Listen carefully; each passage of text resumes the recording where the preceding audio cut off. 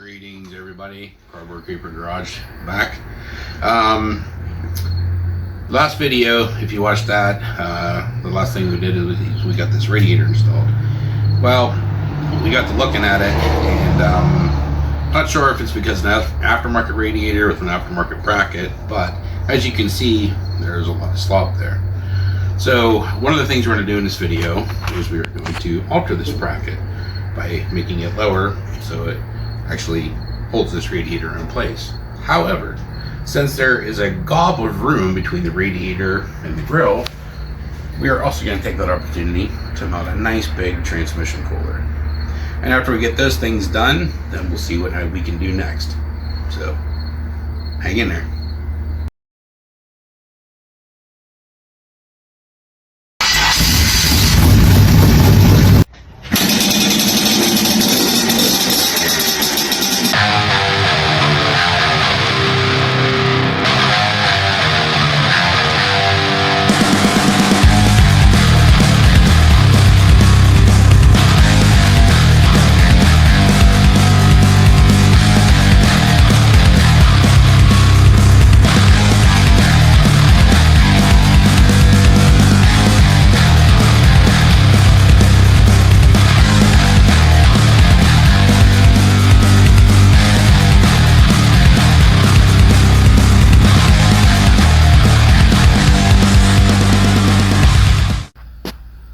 So Ethan, what are you up to? Well, I'm going to put this cross member in the truck. Well, this floor is pretty dirty. You should probably lay on something. I know. That's why I have this piece of cardboard that I'm going to use as a creeper in the garage. Huh. Isn't that something? Yeah.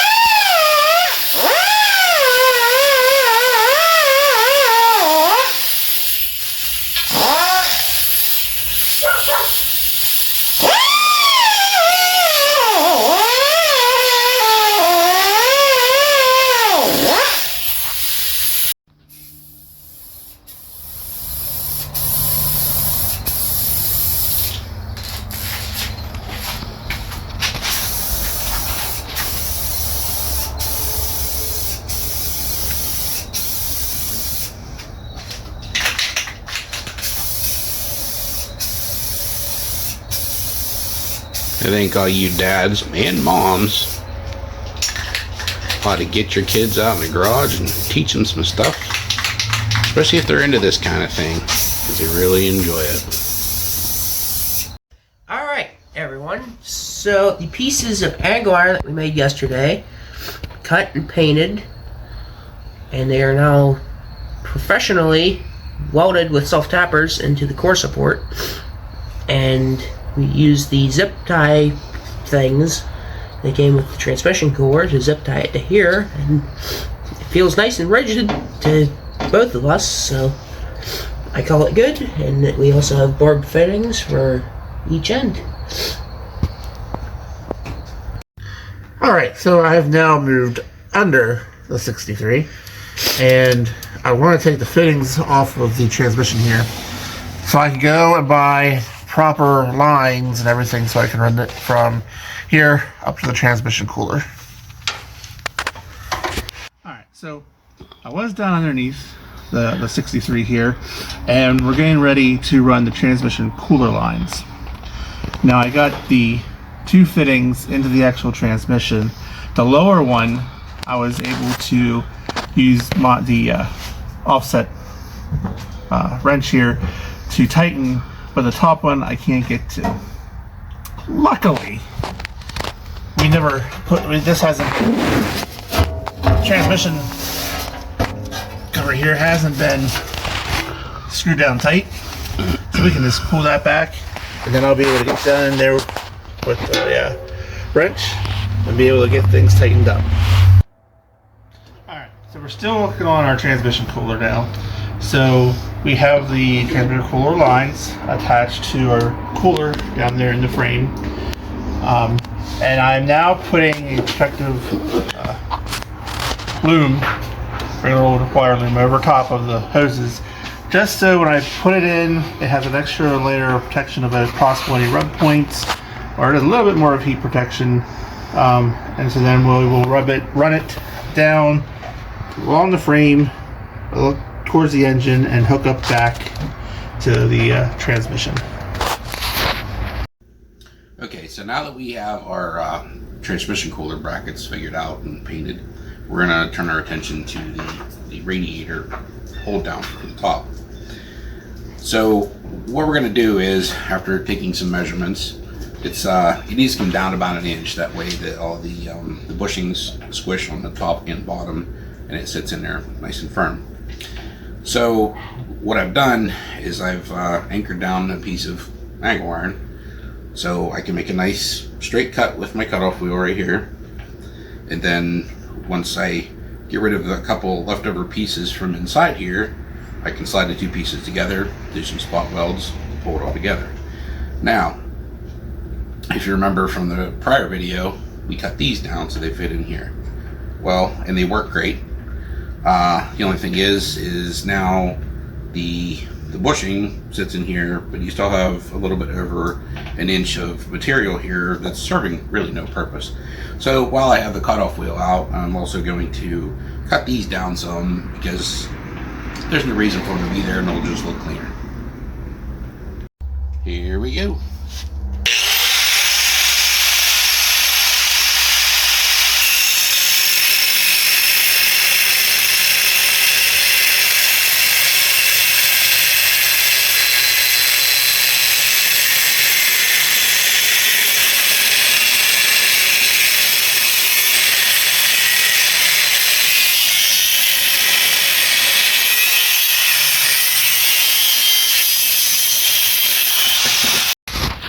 So we're back on our radiator bracket. What I'm going to do is, in order to give this thing some strength, instead of relying on just a stitch weld, is I have a piece of scrap metal here with some holes in the back that are overlapping. I'm going to weld this piece to the upper part, and then whenever I go to put that on here, then I'll be able to do some rosette welds in the holes as well as around the perimeter as well. So let's get to zapping. So all the welding is now done. It looks awful because I had to piece in a piece that was cut out previously when measurements were made, and turns out that they were inaccurate. And using a flux core welder with a really shitty welding helmet, not looking impressive. But as Lucky Costa says, grinder and paint make me the welder I am. So we'll see what it looks like here in a little bit. So here we go, finished product. A little bit of grinding, a little bit of painting. It'll be awesome. So Ethan, what are you doing? Putting radiator hoses in. And how many times is this now?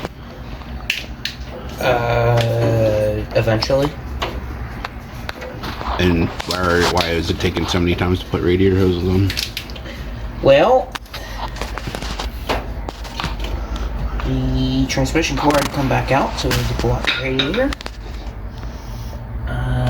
We tried putting this hose on the first time, but it didn't want to work, but we think it will work now. The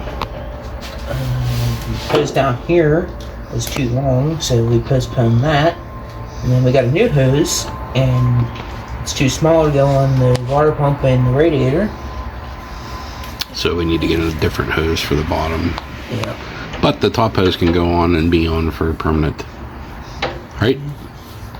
I guess, until the radiators come back out. Well, let's hope that doesn't have to happen again. So, Steph and the shop dog, what are you doing? Playing a video game. Wow! And the dog? Looking. I'm not quite sure what he's doing. He's supervising. He's supervising me playing the game. He's an awful lazy supervisor. Hey, we just want to thank you for all your efforts and your help on this project. You're just not recognized enough for all you do. Yeah, okay. So it's a new day, and we're still working on our 63 GMC project, trying to get little things buttoned up, you know, connections here, wiring there. And Ethan, what are you about to do? Well, let's crawl under the truck and take out one of the bell housing bolts to put in the dipstick tube. I deem this job done. Good job. So now we're moving to the drive shaft. This is another OBS score. We're not sure if it's going to be the right length or not. However, the yoke was a little bit rusty, so Ethan's working on cleaning that up so we can do a test run.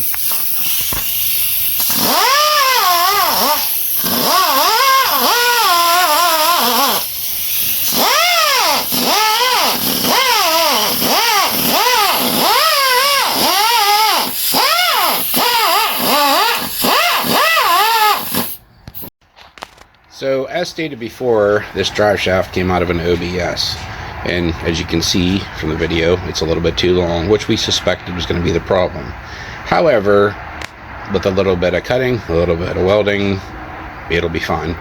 So right now, we have the drive shaft in the transmission. It's out about 1 inch. So Ethan is going to measure from the center of the cap on the drive shaft to the center of the hole on the pinion, to get an estimate on how many inches we need to shorten this up. So, from back to the yoke, or I guess U-joint of the drive shaft, it's about 4 3/8. That sounds about right. So what we'll probably do is go about 4 1/2. Yeah. And that'll be in another video, but we'll video that whenever the time comes. So what are you hooking up now? Hooking up the vacuum line to go to the brake booster. Oh, what does that do? It makes vacuum booster do vacuum booster things. Which then in turn does what? Makes you have power brakes. Nice. Atta boy. See, more people need to be grooming their children for this because it's becoming a dying art. On. Yeah. Would you like to tell our viewers what you're up to right now?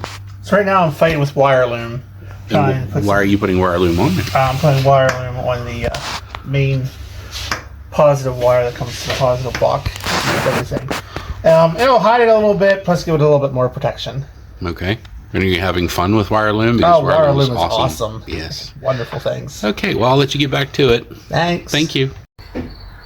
So, moving on with other little things to get this wired up is the battery is going to be in the bed of this truck. So, we need to make a short little ground wire to go from the engine to the frame.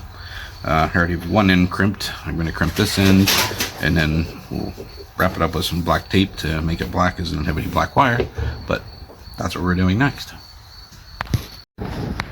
The new ground wire we have made to go from the frame to the motor is now installed, and it looks pretty nice with the loom and the electrical tape. So Johnny, what are you doing? So on our 63 project here, I'm going to work now on the fuel end at the back. So I have a replacement fuel tank that fits very nicely up underneath here. So I'm getting ready to bolt that in place before I start putting the straps in. Alright, so I am under the 63 again, and I'm putting on a ground strap to ground the frame to the body. And it's really important because if you have one that's broken or it's not making a good ground, you're not going to have a lot of things in the cab with power. So what I'm going to do is I'm going to use this hole in the frame here, put a bolt through it, and up here there's a brace for the cab, and I'm going to weld with a self-tapper up into, and then that will be the ground strap. So first, I'm going to clean the area on the frame where the hole is.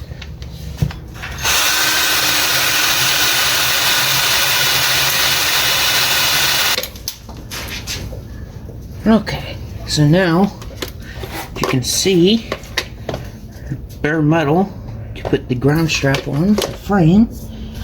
So for now, I'm just going to loosely put it on there until I put the self-tapper in the cab.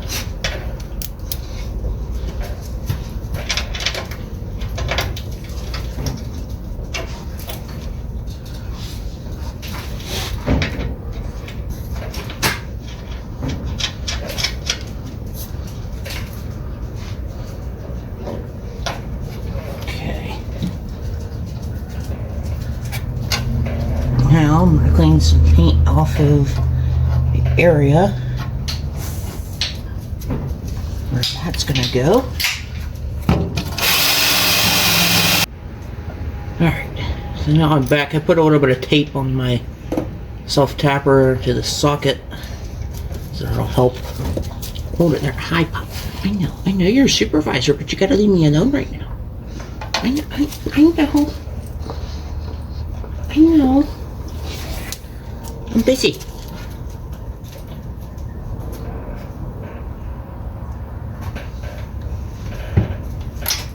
Anyways.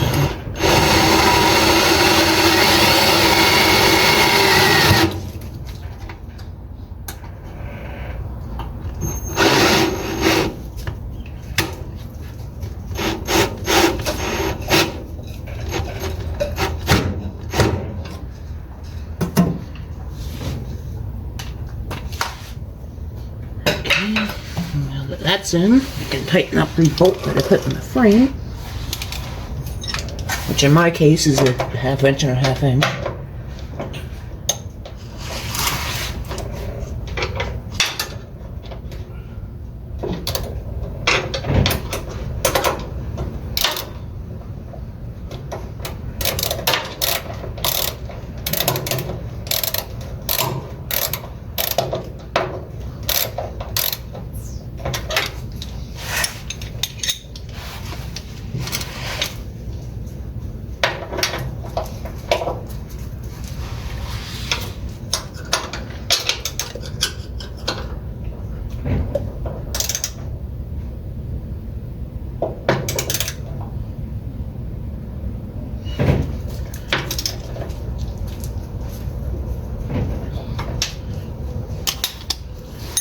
There we go. And I'll have a professionally installed ground strap. So we're finishing up a couple of loose ends on the 63 because unfortunately it has to come out of the garage for a little while. So we threw the hood back on there. We began running our transmission lines back to the trainee. They're back there, but we need some better fittings for inside the transmission. And the training core lines, what we're talking about is that the Trinesium, the flares are snapping off in the fittings, but we also put in the bolts to hold the torque converter onto the flex plate. And last but not least, we did get the fuel sender put in the tank. And the reason why the truck has to leave the garage is because we only have room enough in here for one vehicle at a time. But this coming weekend, the Kevin, as part of our crew, is going to be here to assist in rebuilding this 4L80E for another project that we have that you will see later on in the channel. Alright, we now have things sort of kind of cleaned up, or well, as cleaned up as can be, considering our tiny garage space, but it's a little more organized than it was before, and before's not a filthy mess. We have the monster in a box ready for our transmission video. We have the new transmission pan. We have pans to put transmission parts in that have transmission fluid on them. The transmission's on the stand with a professional counterweight. It's ready to go. And that's about it. So we hope you enjoyed this week's video. We have a lot more projects that we're going to be filming and putting out there for YouTube. We have our 4L80E project coming up this coming weekend, which we'll make a video out of that. We have a small block Vortec teardown and somewhat refresh that's going to be going in our S10. So lots more things coming down the road. But we hope you enjoyed this video, and we hope to see you back soon. Thank you. Later.